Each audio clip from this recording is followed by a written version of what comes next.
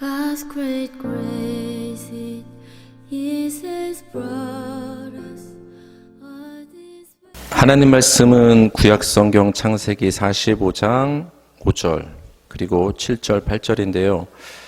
5절 제가 읽고 7절 여러분이 읽고 8절은 같이 읽읍시다.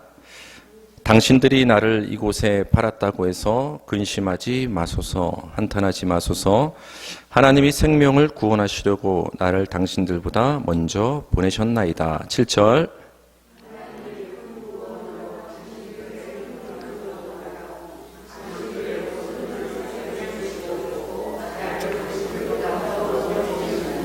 다 같이.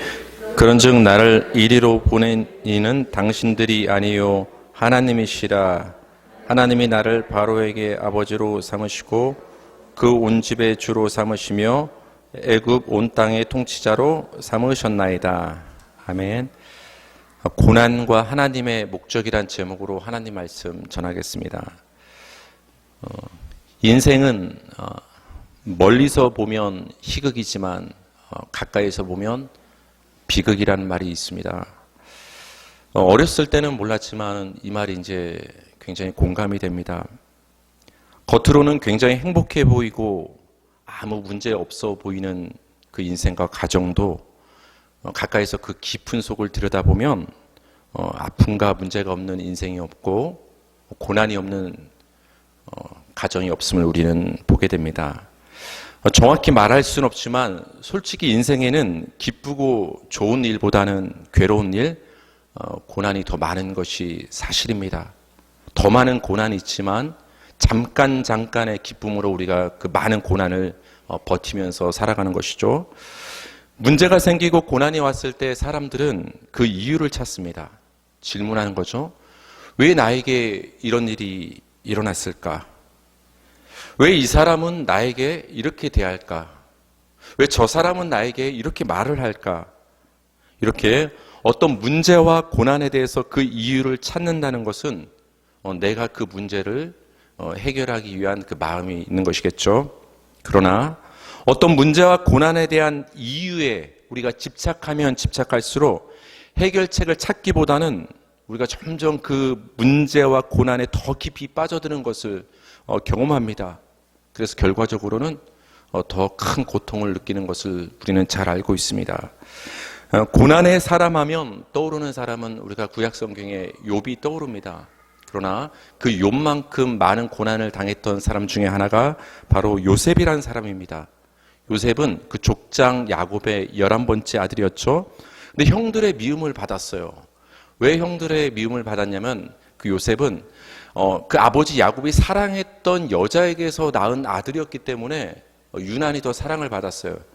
여러분, 사랑을 받으면 표가 나죠? 그래서 아버지가 굉장히 부드럽게 말을 했겠죠. 음식도 더 잘 챙겨줬겠죠. 성경을 보니까 구체적으로 이런 얘기가 나옵니다. 아버지가 야곱에게 형들보다 더 좋은 채색 옷을 해 입혔다는 기록이 나옵니다. 그리고 이 요셉의 성격이 어땠는지 모르겠지만 그 형들의 잘못을 아버지에게 일르는 고자질하는 행동들도 성경에 기록이 되어 있습니다. 결정적인 사건이 있었죠. 어느 날 요셉이 꿈을 꿨는데 형님들의 그 곡식단이 자신의 곡식단에게 절하는 꿈을 꿨죠. 그리고 나서 또 꿈을 꿨습니다. 해와 달과 11별이 요셉에게 절을 했다는 꿈. 이 요셉이 꿈꾼 얘기를 그 형들이 알았죠. 누가 봐도 이거 뻔한 얘기죠. 그 거의 막내에 해당하는 그 요셉이 그 서열을 무시하고 그 요셉이 어떤 왕의 자리, 어떤 높은 자리에 있다라는 것을 의미하는 꿈이기 때문에 이 꿈 얘기를 들었을 때 그 형들의 마음이 좋지만은 않았을 것입니다. 그래서 죽이고 싶은 마음이 이제 들었던 거예요. 결정적인 이제 사건이 터집니다. 어느 날 아버지가 멀리 그 세겜 땅으로 양들을 치러 간 그 형님들의 안부와 양떼가 잘 있는지 한번 요셉 너가 가서 한번 안부를 잘 살펴보고 오거라 하고 심부름을 시켰어요. 그래서 이제 그 요셉이 그 형님들과 그 양떼의 안부를 살피기 위해서 길을 가고 있었습니다. 멀리서 오는 그 요셉을 보고서 형들이 약간 조롱하는 말로 이렇게 말합니다. 저기 꿈꾸는 자가 온다. 이것은 약간 긍정적인 표현이 아니에요. 요셉의 꿈은 굉장히 기분 나쁜 꿈이었어요. 그러니까 형들은 조롱하는 말로 말한 거예요. 저기 꿈꾸는 자가 온다. 꿈에 푹 빠진 자가 지금 오고 있다. 그때 그 형들이 이제 모의를 합니다. 요셉을 죽여서 우리가 깊은 구덩이를 파서 거기다 던져버리자. 근데 형제 중에 한 명이 마음에 찔리는 거예요. 그래서 형제 중에 한 명이 그렇게 하지 말자. 요셉은 우리 혈육이 아니냐. 우리 동생 아니냐. 그러니까 우리가 그냥 구덩이에 던져놓기만 하고 목숨만은 살려주자. 이렇게 결정이 나게 됩니다. 그때 애굽으로 지나가던 그 이스마엘 상인들에게 그 형들이 그 요셉을 팔아버립니다. 그래서 결국 요셉은 그 이스마엘 상인에 의해서 애굽까지 옮겨지는 일을 경험하게 됩니다. 애굽으로 팔려간 요셉은 누구의 집에 이제 노예로 팔려가게 됐죠? 굉장히 높은 신분이었던 애굽의 친위대장 보디발의 집에 노예로 가서 그 집 일을 감당하게 됐습니다. 근데 이상하게 그 요셉이 보디발의 집에 온 이후로부터 그 집안일이 굉장히 형통하게 잘 풀리는 거예요. 주인 입장에서는 굉장히 좋겠죠. 사장 입장에서 어떤 직원이 일을 굉장히 잘해주면 굉장히 신뢰가 가지 않겠습니까? 그래서 그 보디발이 그 요셉에게 가정의 모든 재반 업무, 총무일을 맡겼습니다. 열심히 그 일을 감당했습니다. 근데 그 보디발의 그 아내가 그 요셉이 마음에 들었던 모양이에요. 그래서 계속 동침하자고 지속적으로 거절하는데도 계속해서 유혹을 했습니다. 그래서 어느 날은 강하게 의사표현을 한 것이죠. 요셉이 옷을 이렇게 벗겨지면서까지 너무 꽉 잡으니까 그래서 그 유혹을 거절하고 집을 뛰쳐나갑니다. 근데 옷이 남았잖아요. 그 옷을 가지고서 그 보디발의 아내가 이제 거짓을 무고하기 시작합니다. 이 히브리 노예가, 이 히브리 사람이 나를 희롱했다. 그 보디발 남편에게 이제 고하게 됩니다. 그래서 그 남편이 이제 화가 나서 요셉을 이제 감옥에 가두게 됩니다. 근데 그 감옥에서도 신뢰를 얻어서 간수장이 그 옥중 그 죄수와 어떤 재반 행정 업무를 요셉에게 맡기게 됩니다.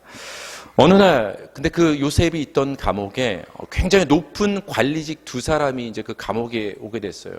바로 술 맡은 관리와 떡 맡은 관리. 그러니까 왕의 술과 떡을 맡은 관리니까 굉장히 신분이 높은 관리란 말이에요. 그 두 사람이 꿈을 꿉니다. 근데 그 꿈을 요셉이 이제 해몽을 해주는데 이렇게 말합니다. 이 꿈에 의하면 술 맡은 관리 당신은 곧 풀려나서 복직을 할 것입니다. 그러나 안타깝게도 떡 맡은 관리 당신은 복직을 하지 못하고 매달려 죽임을 당할 것입니다. 정말로 이 요셉의 해몽대로 술 맡은 관리는 옥에서 풀려나서 바로왕 앞에 복직을 하게 되고 떡 맡은 관리는 죽임을 당하게 됩니다. 그때 해몽을 해주면서 요셉이 술 맡은 관리에게 부탁한 일이 있었어요. 어떤 부탁을 했느냐? 당신이 내가 해몽을 해준 대로 옥에서 풀려나서 복직을 하게 되면 높은 자리에 올라가지 않느냐? 바로 왕이 면전에 서지 않겠느냐? 그때 내 사정 좀 알려줘라. 나는 여기 감옥에 있을 사람이 사실은 아니다.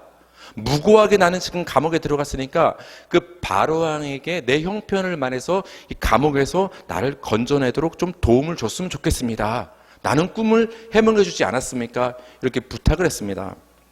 근데 안타깝게도 그 술 맡은 관리가 복직이 된 다음에 요셉을 까마득하게 잊어버렸어요. 그렇죠? 요셉은 매일매일 생각했을 거예요. 근데 밖에 있는 사람은 기억을 못하는 거예요. 술 맡은 관리가 감옥에 있을 땐 알았어. 요셉 너 무고를 내가 한번 해결해 줄게. 바로왕에게 알려줄게. 밖에 막상 나가고 나니까 까마득히 요셉을 잊게 된 것입니다. 그리고 나서 2년의 세월이 흘렀어요. 그때 술 맡은 관리가 모시고 있는 그 애굽의 바로왕이 꿈을 꿉니다. 흉측한 꿈을 꿨는데 아무도 그 애굽의 현자라고 지혜로운 자라고 하는 그 지혜로운 철학가들이라든지 지혜로운 자, 선생들, 어떤 그 점술가들이 아무도 해몽을 하지 못하는 거예요.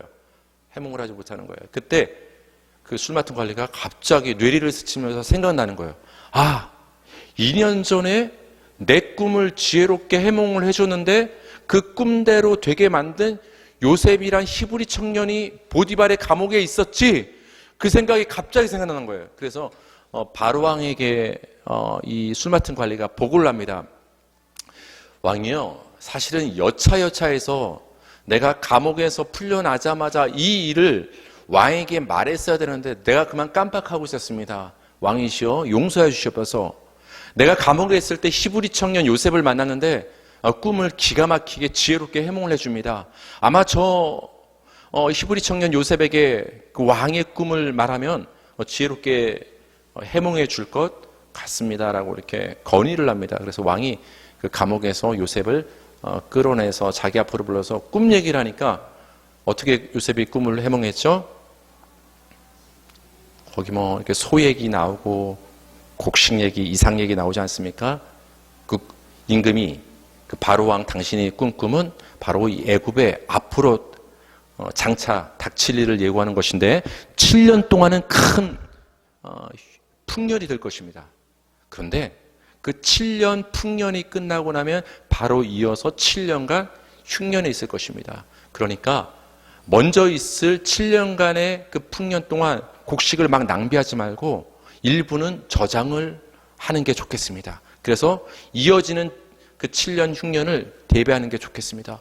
이 얘기를 딱 해몽을 듣고 나니까 그 바로 왕의 마음이 굉장히 흡족한 거예요. 그러면서 요셉이 말을 합니다. 그러니까 이렇게 풍년 동안 그 이을 흉년을 잘 준비할 수 있는 어떤 행정가, 어떤 관직, 총리를 세우면 왕한테 유익이 될 것입니다. 이렇게 건의를 하니까 바로 왕이 어떤 생각이 들겠어요? 누구를 총리로 세우고 싶겠어요? 자기 꿈을 이렇게 지혜롭게 해몽한 이 요셉이 적임자라는 생각이 든 거예요. 그래서 바로 왕이 바로 그 자리에서 이 히브리 청년 30세 된 이 요셉을 애굽의 온 총리로 세워서 나라의 곡식과 모든 살림을 주관하게 했습니다. 그러면서 왕의 그 인장 반지, 어떤 가장 중요한 그것을 제외한 모든 권한, 어떻게 보면 2인자의 자리를, 애굽 총리의 자리를 바로 왕이 요셉에게 임명을 하는 사건이 있게 됩니다. 정말로 7년 풍년이 지나자 7년 흉년이 닥쳤습니다. 각국 백성들이 이제 아우성인 거예요. 그래서 다 그 애굽에는 곡식이 굉장히 창고에 많이 쌓였더라 소문을 듣고서 각국에서 곡식을 이제 매입하러 이제 몰려드는 거예요. 그 소문을 이제 누가 들었냐? 마침 가나안 땅에도 흉년이 들었는데 그 가나안 땅 고향에 있는 그 아버지 야곱의 그 일가도 굉장히 식량 때문에 고통을 당하고 있었겠죠. 그 아버지가 야곱이 그 형제들을, 요셉의 형들을 불러 모아놓고 얘기합니다. 너희들 소문 못 들었냐? 이렇게 가만히만 있을 거냐? 듣자 하니 저기 애굽 땅에는 굉장히 많은 곡식이 저장돼 있대더라. 그러니까 너희가 가서 그 곡식을 좀 사와서 이 위기를 좀 해결했으면 좋겠다. 그래서 그 아버지 야곱의 그 말대로 그 고향 땅에 있었던 그 요셉의 형들이 애굽을 향하게 됩니다. 여러분, 곡식을 살려면 누구 앞에 서게 되는 거죠? 곡식을 총괄했던 애굽 총리 요셉 앞에 서게 되는 거예요. 근데 그 요셉은 사실 한 10여 년 전에 자신들이 팔아먹었던 그 동생 아닙니까? 근데 그 요셉은 어떻게 보면은 형님을 보자마자 알아보는 거예요. 근데 형님들이 요셉을 알아봐요, 안 알아봐요? 요즘 TV를 보면 굉장히 학교폭력 얘기가 괜히 이슈가 굉장히 많이 되고 있지 않습니까?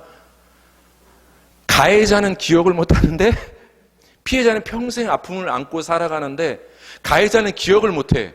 그냥 내가 장난친 거 아니야? 그런 일이 있었어? 그러니까 이 형들은 그 요셉을 기억하지 못하는 거예요. 근데 요셉은 똑똑히 기억하고 있는 거예요. 근데 그 요셉이 형님들을 알아봤음에도 불구하고 자신의 정체를 밝히지 않는 거예요. 모른 채 했습니다. 그리고 요셉이 한 가지 꾀를 이제 내세웠는데 자기랑 배다른 형님들이었지만 배가 같은 어머니를 가진 동생이 하나 있었어요. 막내 동생인데 그게 바로 베냐민이에요.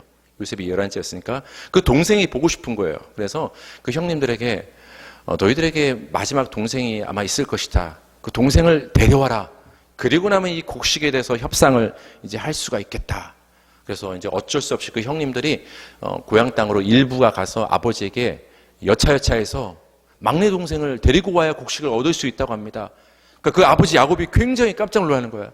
아니, 너희들이 어떻게 처신을 했길래 그 옛날 내가 사랑하는 너희의 동생 11번째 아들 요셉도 잃어버리게 만들더니 이제는 마지막 아들 베냐민까지 이제 그 애굽으로 끌려가게 만들 것이냐. 그 아버지가 굉장히 한탄을 하는 거예요. 그때 한 형제가 그러는 거예요. 아버지 걱정 마세요. 제가 베냐민 꼭 살려서 곡식과 함께 가져올게요. 아버지 믿게 하려고 내 자식 이 2명을 아버지한테 맡기고 갈 테니까 내가 만약 베냐민을 데리고 오지 못하면 아버지 내 자식 2명을 죽이십시오. 그렇게 결의애차게 아버지한테 얘기를 하고 동생 베냐민을 데리고 이제 애굽으로 갑니다. 드디어 형들이 베냐민을 데리고 요셉 앞에 서게 됐습니다. 요셉은 그 형들에게 고향 땅 너희의 아버지는 잘 있느냐 안녕하냐 아직도 살아계시냐 안부를 묻습니다. 정체를 밝히지 않았지만 자기 아버지가 너무 궁금한 것 아니겠어요? 그 요셉 입장에서도 동생 베냐민을 보자 굉장히 마음이 복받쳤습니다. 그 눈물을 보이지 않기 위해서 방으로 빨리 들어가서 몰래 울었습니다. 마음을 가다듬은 요셉은 형들에게 음식을 차려줬습니다. 형들을 앉게 해서 음식을 쭉쭉 차려줬습니다. 굉장히 놀라운 것은 형들이 보니까 이상한 거예요. 자리 배치가. 요셉이 우리를 언제 봤다고? 첫째, 둘째, 셋째, 넷째, 다섯째 이 순서대로 형님들을 줄지어서 서열대로 배치를 시키고 식사를 주는 거야. 그러니까 형들이 자기끼리 수군거리는 거예요. 아니 저 애굽 총리가 어떻게 우리 가정사를 알고 우리 나이를 어떻게 알고 이렇게 줄을 세울까? 사실은 자신들이 팔아먹은 동생이니까 당연히 잘 알 수가 있었겠죠. 요셉은 그 시중하는 종들을 물러가게 한 후에 드디어 자신의 정체를 그 형님들 앞에서 밝힙니다. 형님들한테 자신의 그 정체를 밝혔을 때 그 억눌렀던 감정이 이제 점점 끌어올라서 굉장히 폭발을 하겠죠. 굉장히 대성통곡하면서 울음이 터졌어요. 얼마나 그 요셉이 크게 울었냐면은 그 궁중에 있는 사람들이 다 멀리 있는 사람들이 요셉의 울음소리를 들을 정도로 요셉이 굉장히 자기 정체를 밝힌 후에 울었다고 성경에 기록되어 있어요. 왜 이렇게 크게 울었을까요? 형님들을 만나서 베냐민을 봐서 특히 반가운 마음도 들었겠지만 아마 17세쯤에 요셉이 아마 팔렸을 것으로 추측이 되는데 그 10대 때 팔려와서 그 13년의 세월을 그 애굽에서 얼마나 억울하게 고생을 하면서 지난 그 세월, 그 외국에서 말도 안 통하는데 혼자 무시당하고 노예 생활하고 무고죄로 감옥에 갇히고 잊혀진 삶을 살고 얼마나 그 자신의 10여 년의 삶이 주마등처럼 스쳐갔겠어요. 눈물이 터지는 거예요. 사람이 어떻게 눈물이 안 터질 수가 있겠어요, 이 상황에. 근데 이 요셉의 감정과는 달리 형님들은 벌벌 떨기 시작하는 거예요. 말은 안 했지만 굉장히 두려움에 사로잡혀서 형님들이 속으로 어떤 생각을 했겠어요? 다 같은 마음, 우린 죽었구나. 우린 이제 다 죽었구나. 굉장히 두려워했어요. 이 두려워하는 형님들을 향해서 요셉은 이렇게 말합니다. 오늘 본문인데요. 제가 한번 읽어드릴게요. 제가 지금까지 스토리를 말씀을 드렸는데 이 스토리가 이렇게 흘러와서 이 상황 속에서 요셉이 형님들을 향해서 이렇게 이제 고백을 한 거예요. 당신들이 나를 이곳에 팔았다고 해서 근심하지 마소서, 한탄하지 마소서.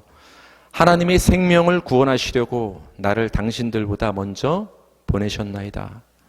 하나님이 큰 구원으로 당신들의 생명을 보존하고 당신들의 후손을 세상에 두시려고 나를 당신들보다 먼저 보내셨나니 그런즉 나를 이리로 보낸 이는 당신들이 아니요 하나님이시라. 하나님이 나를 애굽 온 땅의 통치자로 삼으셨나이다. 당신들이 형님들이 나를 이곳에 애굽에 팔았다고 근심하지 마십시오. 한탄하고 두려워하지 마십시오. 하나님이 우리의 생명을 구원하시려고 당신들의 생명을 보존해서 당신들의 후손을 이 땅에 번성케 하시려고 하나님이 그 뜻과 계획이 있었기 때문에 나를 먼저 이 애굽 땅에 보내신 것은 하나님이십니다. 당신들이 보낸 것이 아니라 하나님이 나를 이곳에 보낸 것입니다라고 지금 요셉이 고백을 하고 있습니다. 여러분, 누가 보아도 요셉을 애굽으로 보낸 사람들은 형님들 아니었습니까? 형님들이 보낸 거예요. 형님들이 보냈기 때문에 요셉은 10여 년 동안 고난을 당한 거예요. 그런데 요셉은 자신을 애굽으로 보낸 사람들은 형님들이 아니라 하나님이라고 고백을 합니다. 여러분, 요셉이 왜 이런 고백을 할 수 있었을까요? 요셉은 사람의 시각이 아닌 하나님의 시각으로 말한 거예요. 우리 성도들은 사람의 시각이 아닌 위에서 바라보시는 하나님의 시각으로 현상과 우리 인생 가운데 벌어지는 일을 바라볼 수 있는 통찰력이 우리 성도들에게 있어야 되는 거예요. 그 눈이 열려야 되는 거예요. 우리 인간의 시각으로만 내 주변에 벌어지는 일들, 사건들, 고난, 이런 인생의 일들을 바라보면 자꾸 거기에 깊이 생각에 빠지고 매몰돼서 더 괴롭게 되는 거예요. 억울한 마음만 더 커지는 거예요. 복수하고 싶은 마음만 더 커지는 거예요. 결국 해결책을 찾지 못한 채. 근데 요셉은 하나님의 시각으로 자신의 인생을 되돌아본 거예요. 자신에게 벌어졌던 하나하나의 일들을 하나님의 시각으로 깨닫게 된 거예요. 다시 말하면 자신에게 일어난 일들을 통해서 그 일어난 일들의 이유 하나하나를 따지기보다는 내가 스스로 그 이유를 따져서 내 스스로 그 문제를 해결하려 하기보다는 그 일어난 일들을 통해 하나님이 나에게 뜻하신 바, 나를 향하신 그 하나님의 목적을 깨달은 거예요.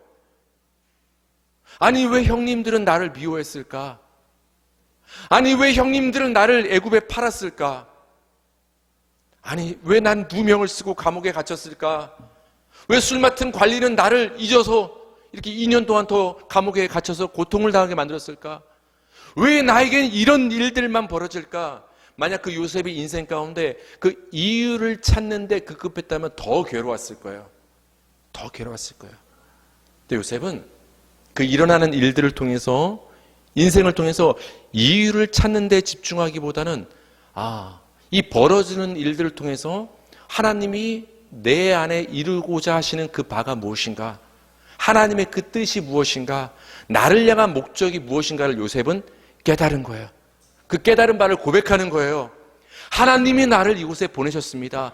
뜻하신 바가 있어서. 그 뜻하신 바가 뭡니까? 우리는 한치 앞을 몰랐지만 하나님은 큰 풍년 후에 흉년이 온 땅에 임할 것을 하나님은 아셨습니다.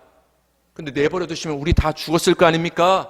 근데 하나님께서 우리 야곱의 이 가족을, 형님들을, 저를 이 흉년 가운데 생명을 보존케 하시려고, 우리의 후손들을 이 땅에 남기게 하시려고, 우리에게 식량을 공급하게 하시기 위해서 당신들보다 먼저 나를 이곳에 보내신 것입니다.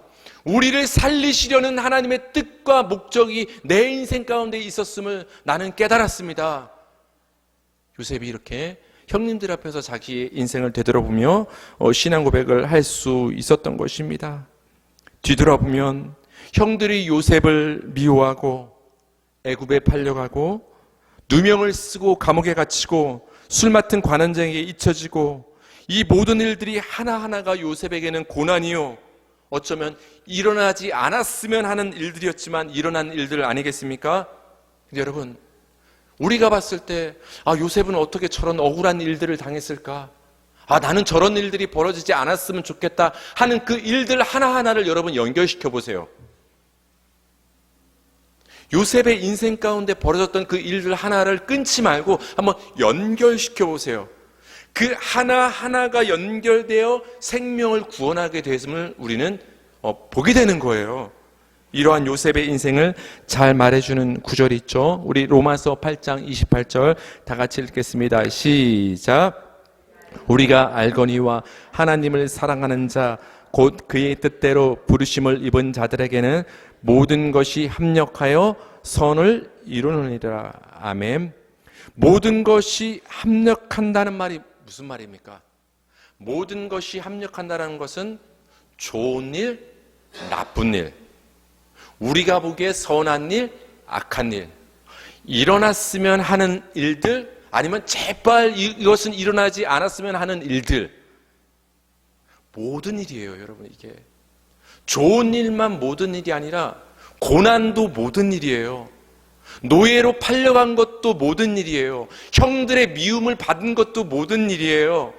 감옥에 무고하게 갇히는 것도 모든 일이에요. 술 맡은 관원자에게 잊혀진 사건도 모든 일이에요. 이 요셉의 인생 가운데 일어났던 이 모든 일들이 합력한다는 것은 함께 작용한다라는 거예요. 함께 작용해서 요셉의 인생을 만들어냈다라는 거예요. 뭘 만드는 거예요? 하나님의 뜻이 요셉의 인생 가운데 성취되도록. 하나님의 뜻이 뭐였어요? 생명을 보존하는 일. 다 죽을 수밖에 없는 그 흉년의 상황 가운데서 그 가정만은 구원해 내시는 그 하나님의 뜻과 목적, 그 하나님의 뜻이 뭘 통해서 이루어진 거예요? 우리가 고난이라고 생각하는 그 모든 일들이 합력하여서 결국은 이 생명의 일을 이뤄낸 거예요. 그 생명의 일을 가리켜서 지금 뭐라고 말합니까? 선이라고 말하는 거예요. 여러분, 하나님이 생각하는 선과 우리가 생각하는 선은 다른 거예요. 여러분, 인간이 강조하고 말하고 정치인들이 주장하는 정의가 아닌 거예요. 속지 마세요. 선은 상대적이에요. 여러분한테 잘해주는 사람이 착한 사람 아니에요? 나한테 못되게 구는 사람이 나쁜 사람 아니에요? 우리 성도는 어떤 선에 집착하고 정의에 집착하는 것이 아니라 우리가 봤을 때 이게 선이든 악이든 좋은 일이든 나쁜 일이든 정의로운 일이든 정의롭지 않은 일이든 이 모든 일을 합력하여서 선을 이루시는 하나님을 볼 수 있어야 되는 거예요, 우리는. 그렇죠? 요셉의 인생 가운데 벌어졌던 고난과 같은 그 일들을 하나님이 합력해 하셔서 함께 작용케 하셔서 마침내 구원의 선을 이루신 거예요. 합력하여 선을 이룬다? 이 말을 우린 자주 오해를 합니다. 성도님, 우리가 정말 힘을 합쳐서 선을 이루는 교회가 됩시다. 천만의 말씀. 여러분, 선을 이루시는 분은 오직 하나님이심을 믿으시기 바랍니다.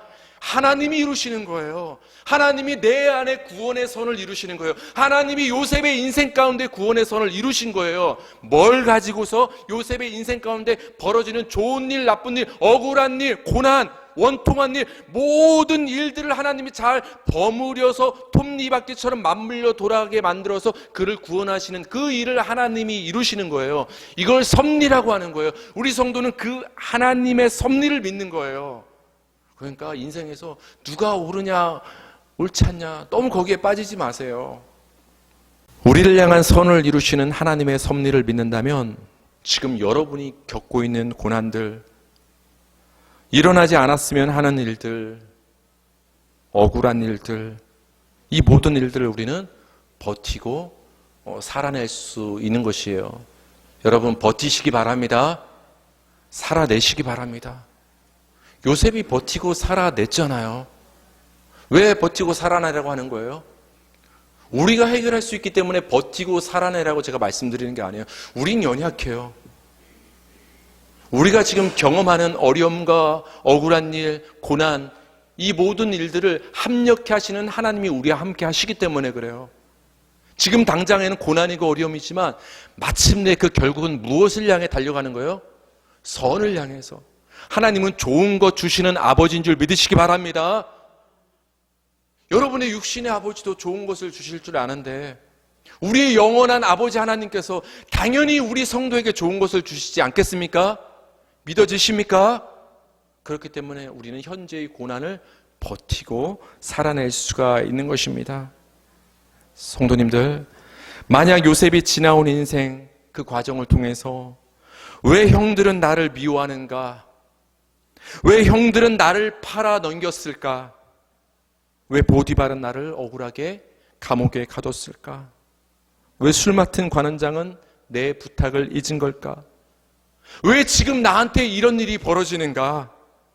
자신에게 우리에게 일어난 일들과 고난에 대한 이유를 찾는데 우리가 집중하다 보면 우리는 그 해결책을 찾을 수 없을 뿐만 아니라 더 괴로워지는 거예요. 더 괴로워지고 요셉도 만약 그랬다면 형들에 대한 미움이 커지고 곡식을 사러 온 그 형들에게 복수를 행할 수밖에 없었을 것입니다.